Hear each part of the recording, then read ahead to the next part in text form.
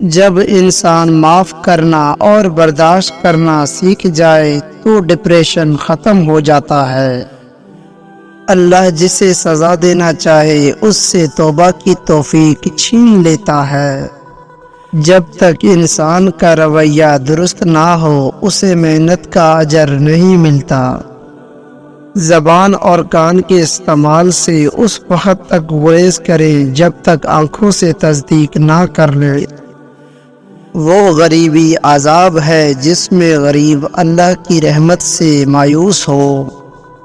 کسی شخص کے منہ پر اس کی برائی کرنا بدتمیزی کہلاتا ہے۔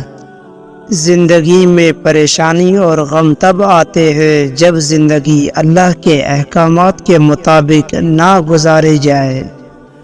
غصہ انسان کی تمام اچھائیوں پر پانی پھیر دیتا ہے۔ دنیا میں ایسا کوئی غم نہیں جو انسان کی برداشت سے باہر ہو۔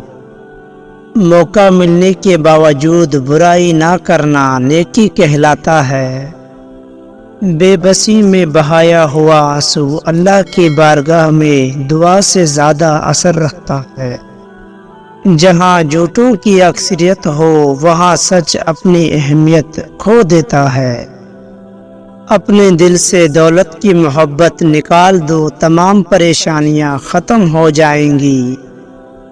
اختلاف رائے کو صبر سے برداشت کرنا انسان کے بااختیار اور مضبوط ہونے کی پہچان ہے۔